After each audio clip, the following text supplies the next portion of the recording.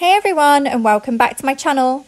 It has become a major problem today, not only because it isn't pretty, not only because it is extremely dishonest, he says, but because in the name of helping black people, this philosophy often harms black people instead. In the classroom, on college campuses, even in the workplace, McWhorter says fervent attempts at anti-racism have patronized and infantilized black people. This is an utterly incoherent discussion, and it is one that leaves black kids looking dumb. It repulses me.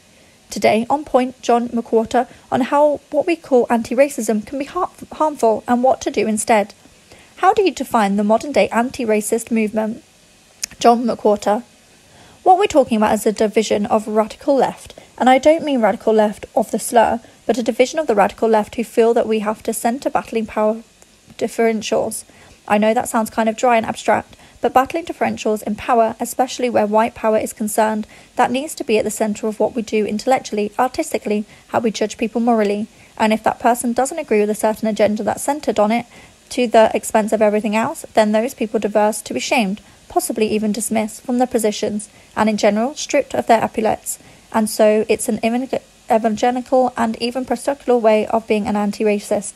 I should say, I just want to get a couple of things out of the way very quickly. 1, I do not understand systematic racism. The book makes it clear that I know what systematic racism is and that it needs to be fought. It's very important. And when I say in the book that there is a woke racism, and that I'm worried about what these ideals are doing to black people, my corollary is not that black people need to just pull themselves up by their own bootstraps and stop talking about racism so much. The book is also about social solutions. The book is written because I am worried about what is new anti-racism spells for black American people who need help. On an example of the harms of woke racism. John McWhorter. For example, we're talking about academia and the intellectual and school, and we've got these ideas that are creeping into how people are taught to teach children, especially children who need help.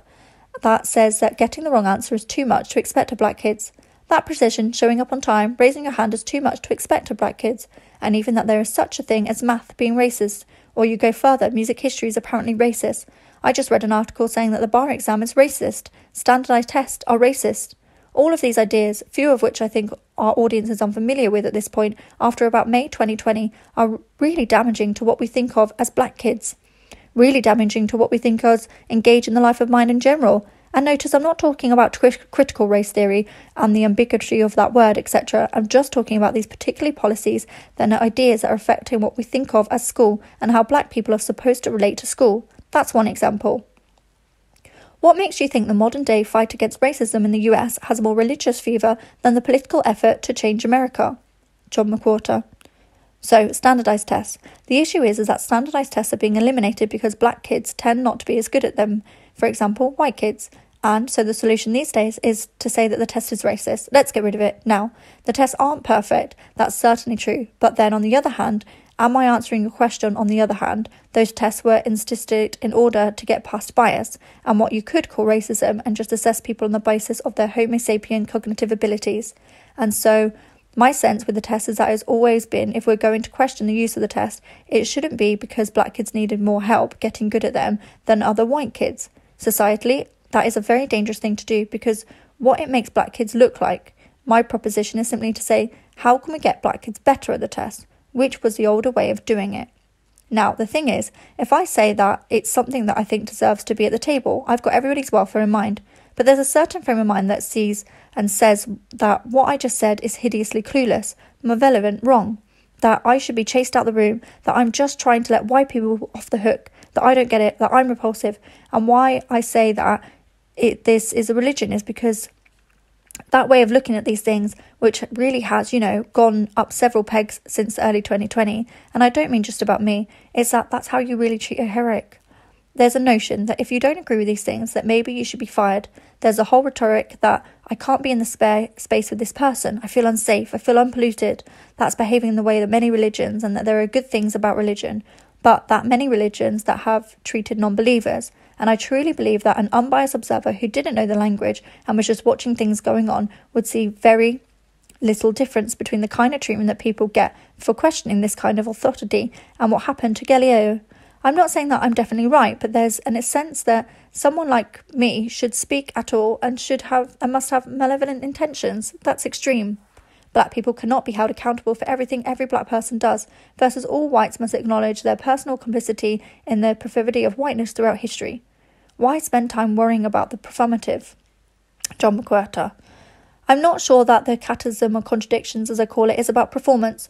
What those things are, all of those things that cancel each other out, such as, on the other hand, if a white person doesn't hate black people, you think they must be racist. But then on the other hand, they do date black people, then there's a whole point of view where they're supposed to examine whether or not they're exifying to the other and whether that's not valid. The question becomes, what are we looking for? If racism is as subtle after we've identified it, what societal purpose would it serve, and why are we obsessing with that rather than, for example, getting rid of the war on drugs?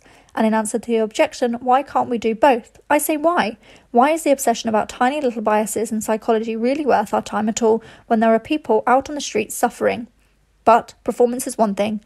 Dictatorialism is the problem because it's a race thing. You know how we talk about it? Oh, we're going to talk about the race thing. And everybody knows, and everybody educated in America knows. And that means everybody's going to start looking over each other's shoulders instead of in the eyes and talking about things that are complicated that, quite frankly, often just don't make any sense. And there's never any real solution or resolution. And when you talk about the race thing, what's it supposed to be is a certain kind of black person points out that there are things wrong. And the white person is supposed to sit and say, yes, that's true. And I'm not sure what that does for being out in the world and doing things for real people the way the old-time civil rights leaders did.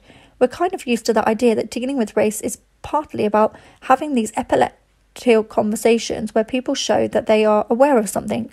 But I'm not sure we always think about whether or not all of that consciousness raising and, frankly, all of that performance, that kabuki, pretending that those race thing conversations really lead to anything.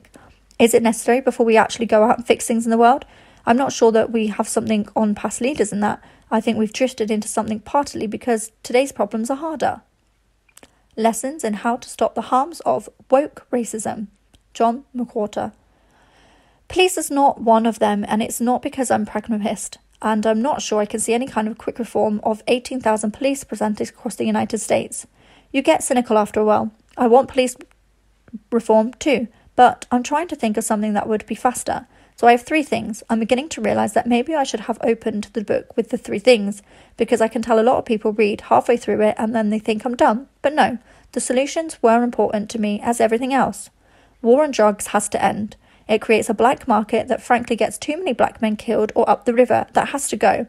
Second, we need to cherish and make free and effective vocational education so that the very same black man who, through no fault of their own, drift into the black market will drift into the kinds of hands-on labour that makes a middle-class existence within one generation. We're always talking about controversially well-paid plumber. Well, how about that? And so the idea of that will save underserved black Americans is a focus at kind of vocational education and not 4 years of college. We've got to get past that idea that the default American experience is to go and live in a dorm for 4 years after 12th grade. Since 1945, it's a shop-worn idea. And then also, I'm not an education wonk, but something I've seen, I suppose partly as linguist, partly as race commentator, partly just as a human being, is that too many black kids are done in by not being taught to read properly. And if you're not taught to read properly, you'll never really like school, and God knows what's going to happen by the time you're in high school. And so phonics, learning to read by sounding out words. Believe it or not, there is an education philosophy that not only the proper way to teach people how to read. I respectfully disagree. There's a whole literature on it, and especially if you're not from the book lined home, you need to be taught that good old-fashioned way, and I want that to be available to many, many more black kids than it is now. So if you take those 3 things, drugs, phonics, vocational education. The reason I say those things is because I think of all those things happening tomorrow. Black people would turn upside down in one generation, and we would have much more of a genuine and less performative conversation about race. Those things are the things I really think would help, and I've been fighting about the war on drugs since 2006, and that didn't just come to me when I was writing Woke Racism. So I want to help, I want to make things change, and I'm worried that too many people are detoured and other stuff. Thanks for listening. For more celebrity news, please like, comment and subscribe.